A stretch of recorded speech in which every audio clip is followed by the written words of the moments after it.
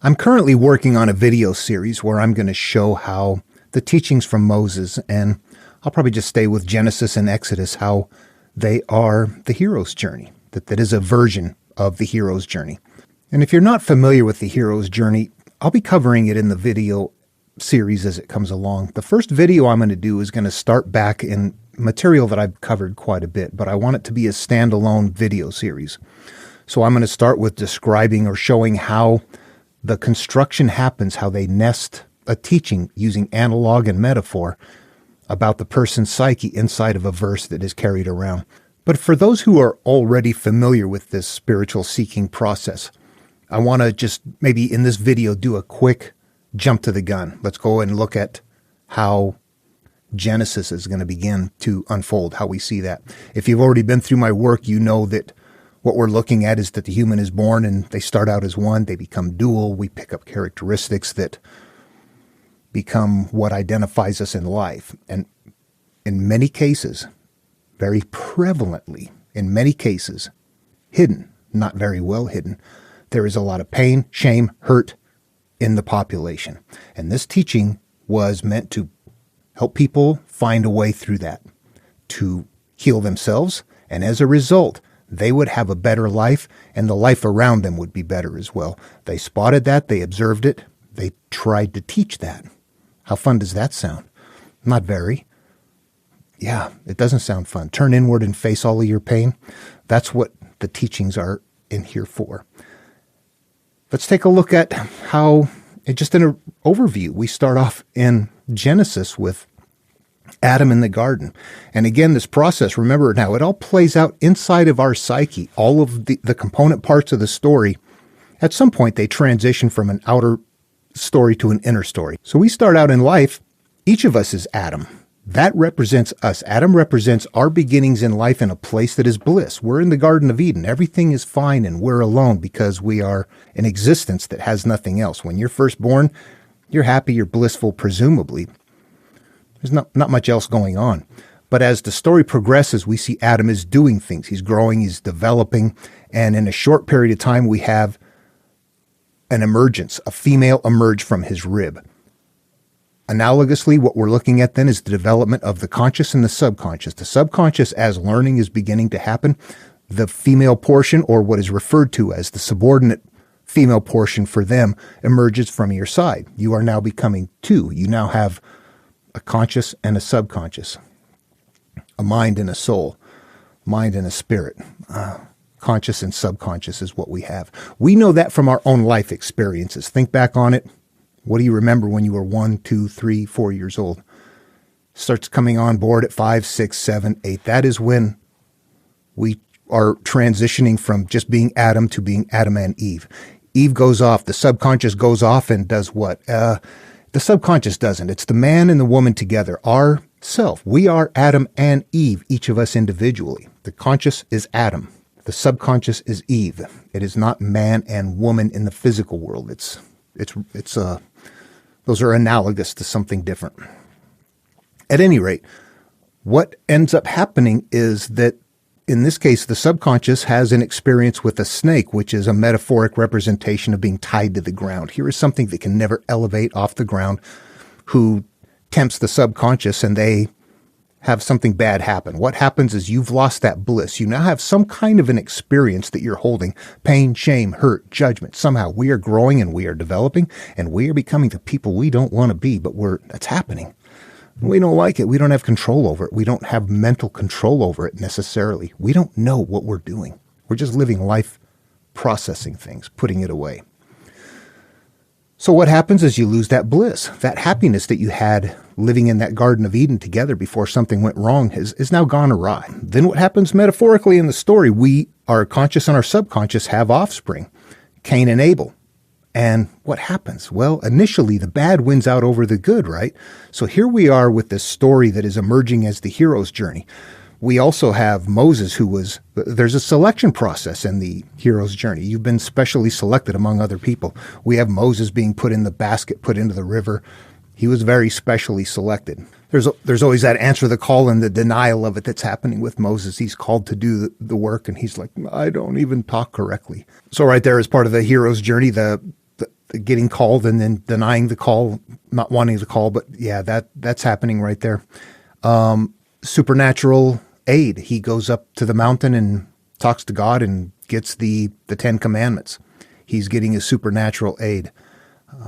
The difference probably between something like this and a myth is so far out there that you know it's crazy.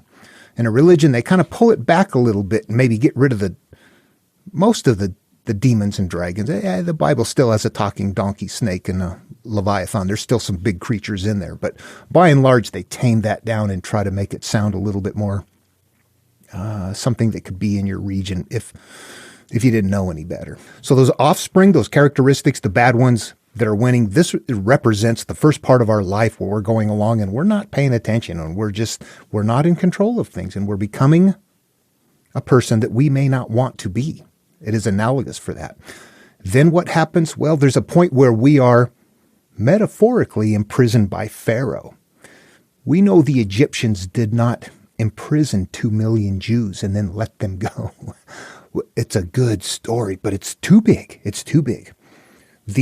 What we do know is that in the hero's journey, one of the things you have to do is leave your past behind. You become a prisoner of your past, and it's difficult to leave. And you try to leave, and you struggle, and you can't even.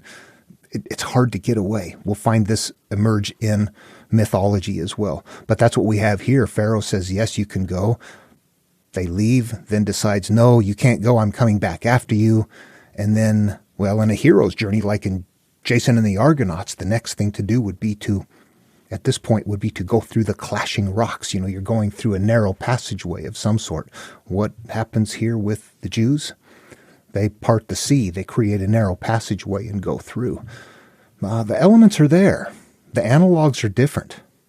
It goes on then to where they spend 40 years in the desert, a place where it is devoid of, you're looking to empty your mind. You're looking to have this as a desert. You don't want it full of all of the things that at some point in time in your life, you're like, how come my mind won't shut up? Yeah, that's why.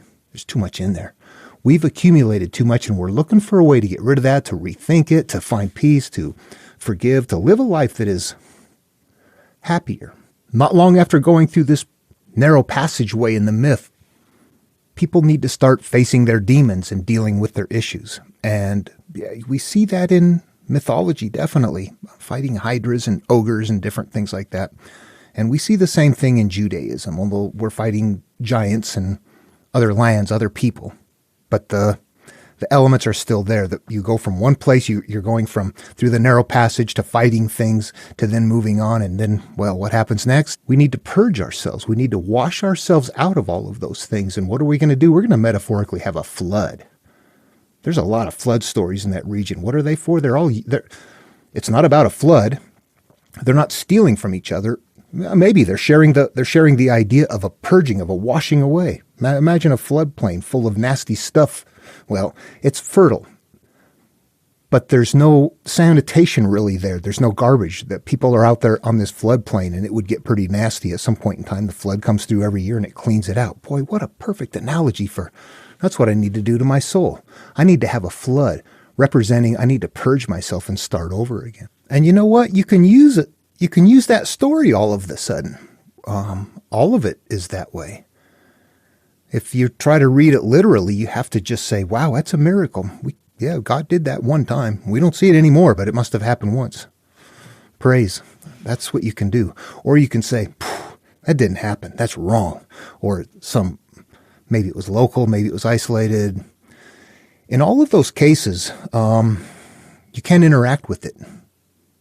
I think that we're supposed to accept them, understand them, turn them inward, and that when we do that, and that we find we can interact with it in a way that it gives us instructions to change our lives, to improve the quality of our life.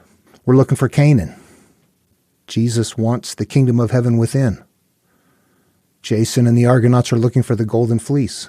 Or continues on into more recent times, still pre-technology with the Romans and King Arthur. Yeah, the Holy Grail. Everybody's looking for that place, that nirvana, that way to live life in such a way.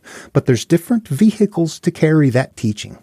And myth is one. Spiritual teachings like Buddhism and Taoism are another vehicle. And continuing to use the same process that you would use to understand what is nested in them. If you use it on religion, what emerges is the same thing. You will find this in Hermetical works. You will find it in Egyptian works. You will find it, if you use this same process, just changing the analogs, you will find it in a lot of places. It's accurate. If you grab the Book of Mormon and look, it's not there. But Joseph Smith had no idea what was nested in the Bible. This is what I would probably speculate would be that where that term living verse comes from. The idea that all of this, at some point in time, if you can use it properly, it helps you change your life. You can interact with it. It's interactive. And yeah, that's different. Anyway, that's for anybody that's already on board with what I'm doing. There it is right there. That's in its simplest format. There's pieces of the hero's journey that are very visible. They're simply in a different package. In Taoism, you are looking for flowing in the way, the Tao, having a good flow in life. In Buddhism, you're looking for nirvana, a way to have life where you feel good and life emerges well. And in theisms, you're looking to live in the graces of God. They'll get you. It's the same experience. It's the same experience. And of course, I'll point out, just to make sure it's on the table, it's visible, that what is happening is that structural step along the way, the selection process, the denial process, I got to leave my past behind process, I got to go through a narrow passage, which is going to be a metaphor for going into your subconscious from your conscious mind, that all of those elements remain the same. But what carries those elements is culturally variable and different styles, different genres. As you move along, you're going to have to be fighting enemies, demons, something that is either a creature in your path or something that is in possession of your land, things of that nature. And then you're looking to purge all of that out. You're looking to have a rebirth. You're looking to become new again. And then, of course, that end goal is, it's described in different ways by different people. In the hero's journey, it was referred to as the elixir, something that you return with. I look at it more as, for myself, when you really turn it inward and make it a psychological teaching, then what you're specifically looking for is what Buddha identified, nirvana, or what Jesus identified, the kingdom of heaven within, a state of being, a state of inner peace. And interestingly enough, they all bring you to that place. It's a little too ironic. It's absolutely too ironic. Anyway, I hope you enjoyed this. For everybody that has been following along and already has a good idea of where I'm going with this, I hope this was a good jump ahead. You won't have to sit through the next video. Anyway, looking forward to getting it finished and getting it out. It's going to probably be another week or so. Love one another, and I'll see you in the next video.